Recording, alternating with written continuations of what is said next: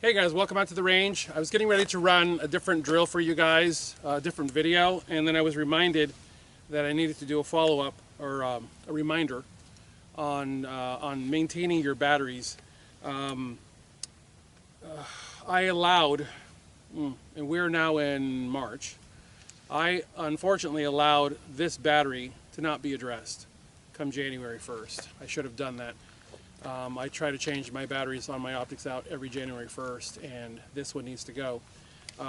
It is at setting 10 right now, and this is a Aimpoint Micro T1. We are so far now removed from the Aimpoint Micro series of optics that some people don't even know what this optic is. This being a Micro T1 is the predecessor to the T2.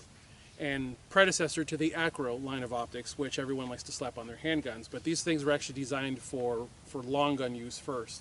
And this was the optic to have for well over a decade. And I've had this one for well over a decade. And I consistently maintain its batteries. Every year, the battery gets thrown away.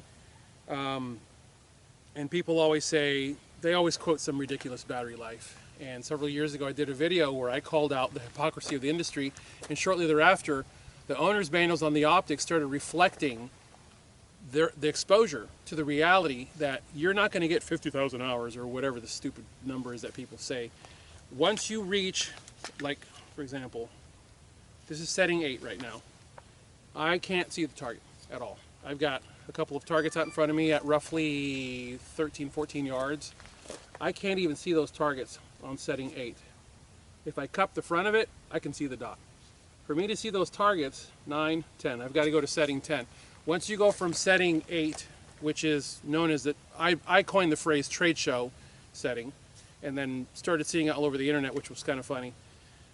Once you go from the trade show setting, and you move up a couple of clicks into like the real world setting, because it's March, it's a hot day, it's a hot bright day. Once you move up to the brighter setting, you go from 5 years to like 8 months or 10 months. So imagine, I mean, that's not even a small jump, that's a massive jump, or a massive loss, So you have to maintain your batteries. So what I say to people is, when you're not using it, shut it off. When you are using it, obviously dial it all the way up, dial it back a couple of clicks. That takes me to 10. The optic is visible, and I have a usable dot. And the other thing is, and I'll do this really quick, the other thing is, when you're talking about well,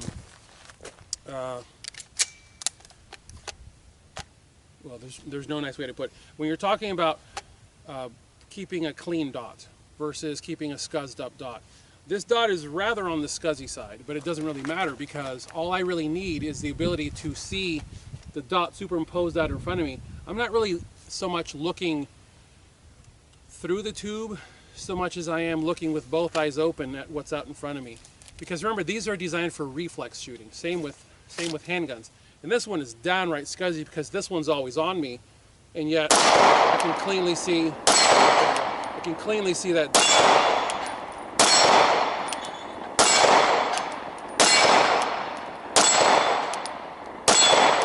This thing is so addicting to shoot. When you're talking about rifle, same thing with the handgun. All I'm doing is looking at the threat. I am kind of sort of looking through the tube, but I'm looking at the threat with both eyes open. And all I'm doing is just getting a rough sight picture and pulling that trigger. So you don't have to spend a lot of time really maintaining your optics, or as much as you think you do. What you really need to be doing is just getting out and working with the weapon, and finding that when you work with the weapon, you may find, well, I do need to clean that a little bit more, or it looks different, because what we end up doing is, when we train with something versus shoot with something, when I say train, I'm talking about like running dry drills in the garage and things like that. When we train with things in that kind of environment, it's a different world than when we actually go outside and shoot those weapons.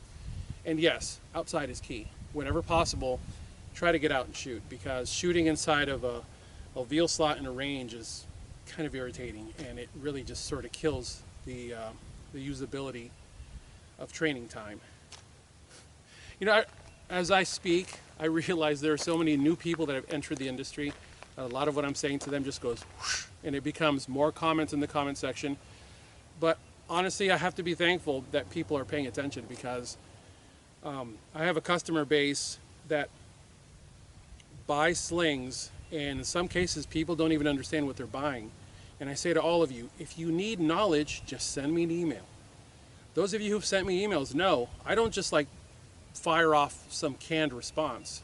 First of all, when you email me, it's actually me. Tier 1 Citizen is comprised of me and only me. There's only one person at Tier 1 Citizen, and it's me. So I respond to the emails, and I don't just give you some canned response. I give you knowledge. I give you web links to go look at things. I say, look at this product. This is why I run this. Like, for example, the setup of my rifle. Oop, I didn't even see that mag. Shame on me. The setup of this rifle is what it is because every product on this rifle is something that I've paid for, with the exception of... No, that's right. Yeah, this is owned by Aimpoint. This one is. Everything else on this rifle, including the rifle, is me.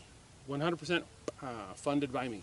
So the things that are here because I like them, not because someone gave them to me and said, "Hey, say some nice things about our product." So, anyways, I thank you guys for watching. I thank you guys for your sling purchases and for your sticker purchases. It keeps food on the table, and it's getting harder and harder to do these days, isn't it? So I thank you guys for your devotion to Tier 1 Citizen. As always, I thank you guys for watching. God bless you all. Get those guns out in practice. Have a good one.